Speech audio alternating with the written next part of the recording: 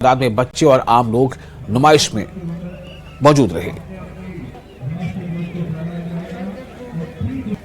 आपका इस्तकबाल, मैं हूं मुनीर हुसैन हुर्रा। आज हम बारामूला में है और आज यौम जमहूरिया की तकरीब के हवाले से यहाँ पे बाज़ाब्ता तौर पे जो वेपन्स हैं उनकी नुमाइश यहाँ पे की गई है। आप देख सकते हैं तस्वीर में कि इस तरह से मुख्तलिफ जो लेटेस्ट टेक्नोलॉजी से लेस जो वेपन्स हैं और उनकी यहाँ पे नुमाइश की गई है। बाज़ाब्ता तौर पे जितने भी यहाँ पे चाहे बच्चे हैं चाहे लोग हैं वो यहाँ से बाज़ाब्ता इस नुमाइश में देख रहे हैं कि किस तरह से लेटेस्ट टेक्नोलॉजी के जो वेपन्स हैं वो यहाँ पे मौजूद है। आप देख सकते हैं तस्वीर में किस तरह से यहाँ पे लगे, जैसे ये है 7.62 mm LMG है और इसी तरह दीगर जो MMG है, इसी तरह मुख्तलिफ वेपन्स है। और यहाँ पे हम बातचीत करेंगे जो हमारे फौजी जवान हैं, इनसे बातचीत करके हैं वो मज़ीद तफसीलात देंगे। जी आप बताएं, आपका नाम?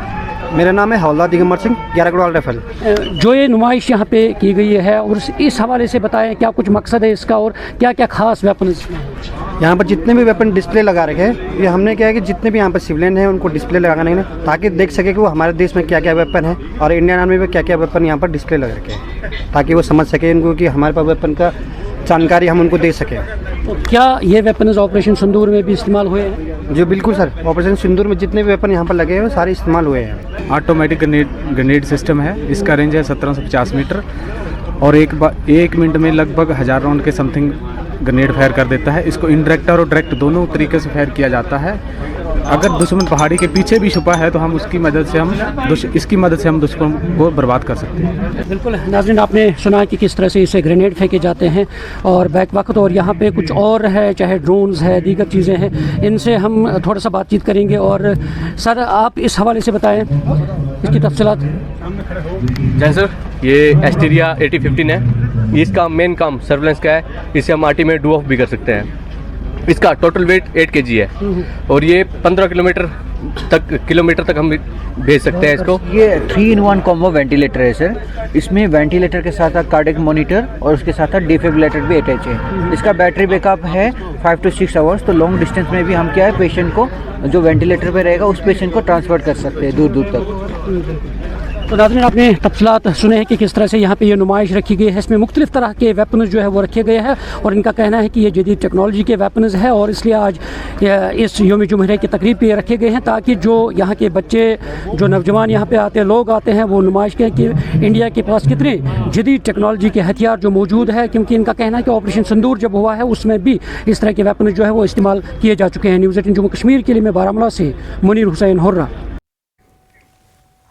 लगभग 2 फीट बर्फ और कड़ाके की ठंड के बावजूद भारतीय सेना ने लाइन ऑफ कंट्रोल के पास गुरेज में बकतौर ब्लॉक के हायर सेकेंडरी स्कूल में 77वां गणतंत्र दिवस समारोह आयोजित किया। इस दौरान सेना ने तिरंगा फहराया और परेड के दौरान सलामी ली, जिससे इस दूर दराज सरहदी इलाके में मजबूत हुब्बुल वतनी का जज्बा देखने को मिला।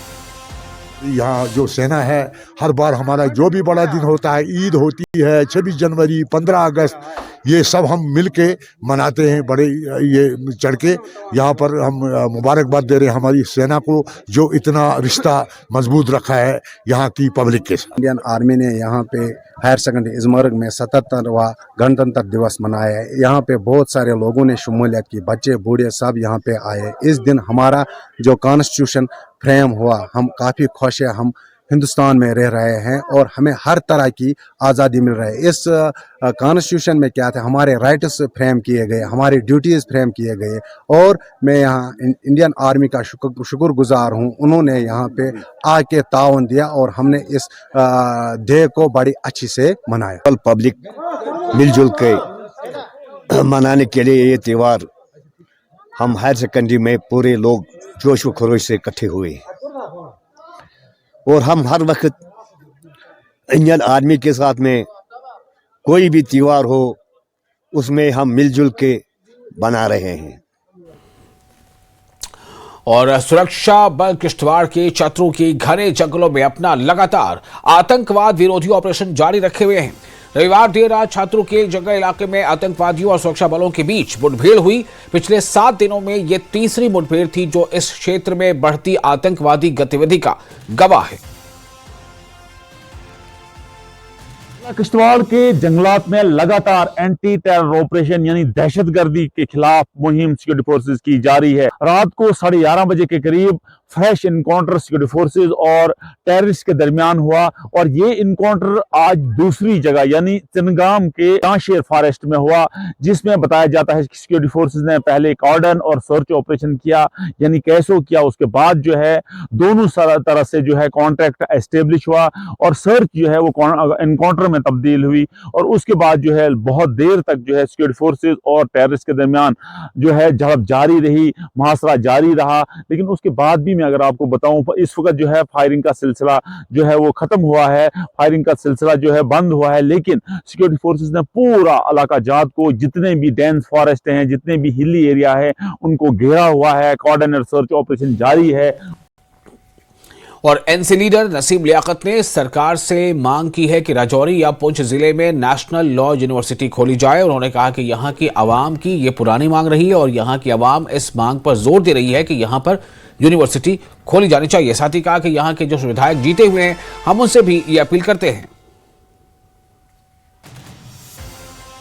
मैंने इस स्टेज से तमाम जितने भी राजौरी और पुंछ अजला के लोग हैं, सियासी कारकुनान हों, समाजी हों, सहाफ़त से आप लोग ताल्लुक़ रखते हों या दीगर किसी भी शोबा जात से जो भी शख्स है वो आगे बढ़े। और बिलखसूस मैंने अपील जो की है वो अपने मुअज़्ज़ज़ मेंबर जो असम्बली के हैं उनसे और 2 हमारे काबीना में वज़रा हैं राजौरी और पुंछ से, उन दोनों काबिल इज़्ज़त वज़रा से मेरी ये पुरज़ोर गुजारिश है कि आने वाले असम्बली इजलास में भी और इसके अलावा भी ऑनरेबल चीफ मिनिस्टर साहब के सामने और एलजी साहब के सामने ज़रूर इस मांग को बावाज़ बुलंद उठाएं ताकि ये तोहफ़ा हमारे राजौरी पुंछ जिसको कि हम यहाँ पे डिज़र्व करते हैं वो हमें मिल सके। गुलबर्ग के टूरिस्ट डेस्टिनेशन में हेलीकॉप्टर सर्विस उन पर्यटकों के लिए एक बड़ा आकर्षण बन गई है जो सनशाइन पीक, अफरवट और दूसरे इलाकों की प्राकृतिक सुंदरता के साथ साथ ताज़ी बर्फबारी के शानदार नज़ारों को देखना चाहते हैं। सुबह से ही बड़ी तादाद में पर्यटक इस हेलीकॉप्टर सर्विस के जरिए बर्फ से ढके पहाड़ों और खूबसूरत घाटियों के शानदार हवाई नज़ारों का मजा ले रहे हैं। जिन पर्यटकों ने हेलीकॉप्टर की सवारी की है अपने अनुभव शेयर किए और कहा कि गुलमर्ग आने पर इस हेलीकॉप्टर सर्विस का मजा जरूर लेना चाहिए। मैं नोएडा से हूँ और मेरी मिसेस है बताएं आप अपनी एक्सपीरियंस बताएं जो आपने राइड ज़मीन से काफ़ी हमने देखा था लेकिन एक अजब ही नज़ारा था अगर आप हेलीकॉप्टर राइड करते हैं। और मैं सबको बोलता हूँ please don't miss this opportunity, आप हेलीकॉप्टर राइड करें और इस नज़ारा इन ब्यूटीफुल वादियों के नज़ारे को देखें and it's really awesome, it's beautiful. मैं बहुत खुश हूँ and I am happy to do the ride. इनकी चॉइस थी बट करने का मन मुझे भी कर रहा था, देख के ऐसे एक्साइटिंग लग रहा था। It was a good experience. But madam को विंडो सीट नहीं मिली। जो नज़ारा देखा आपने कैसा लगा? बहुत बढ़िया लगा। आप बताएं सर। बहुत बढ़िया, it was very nice experience for me. You definitely, you guys come and join this helicopter ride once again. आप बताएं मैम क्या कहना चाहेंगे? हम पिछले 5 घंटे से इस राइड की वेट कर रहे थे because since morning, but due to bad weather we were just waiting. We have not gone anywhere else.